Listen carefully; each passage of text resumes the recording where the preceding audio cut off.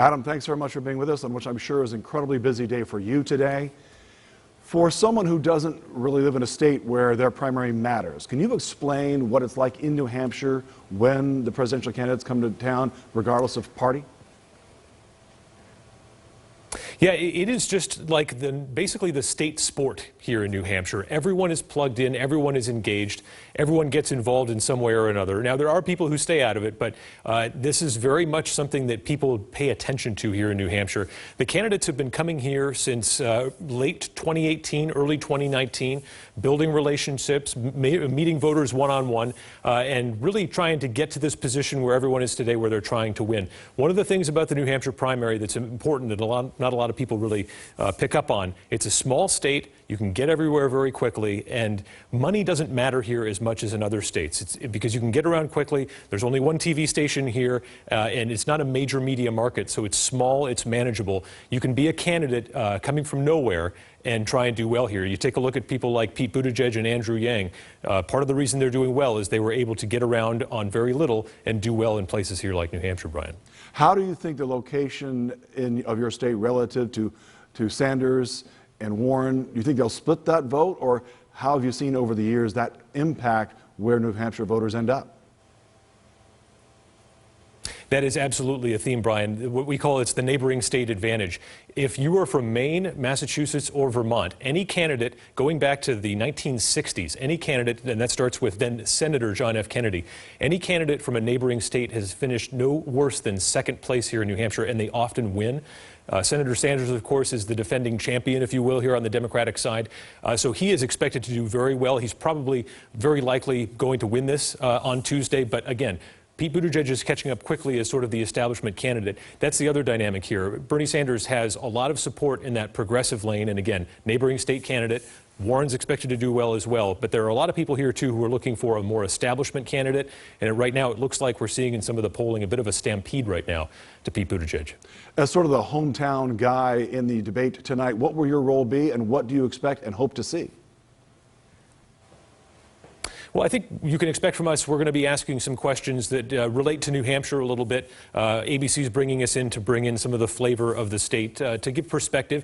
And these candidates are aware, you know, part of the advantage of having them here is they are up to date on a lot of our state and local issues. And so we'll be kind of testing them, if you will, a little bit on their ability to, produce the policies and the plans that will make a difference for first-in-the-nation voters.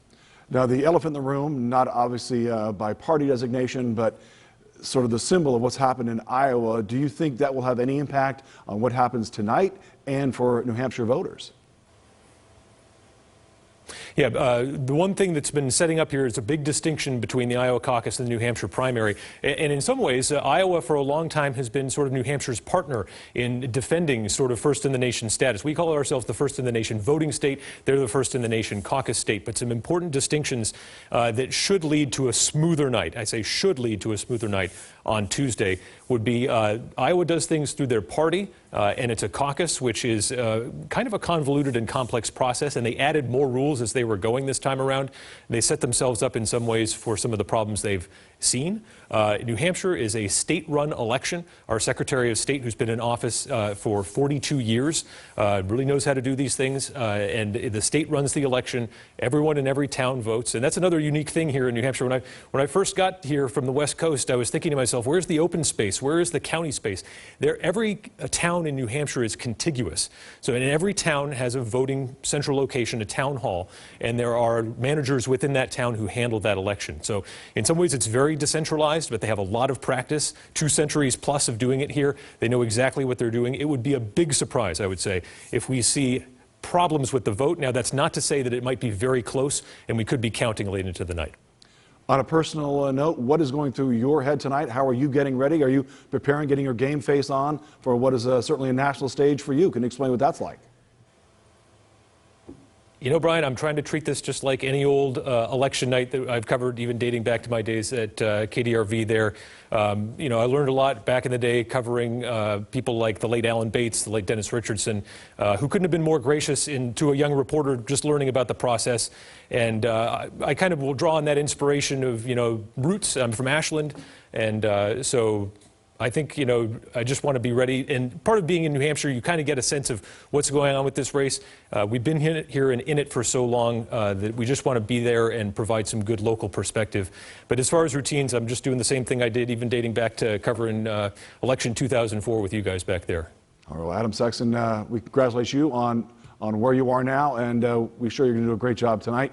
And for you and all your support team, we appreciate you making time for us on what I'm sure is a crazy day for you folks. Thank you very much. Thank you, Brian.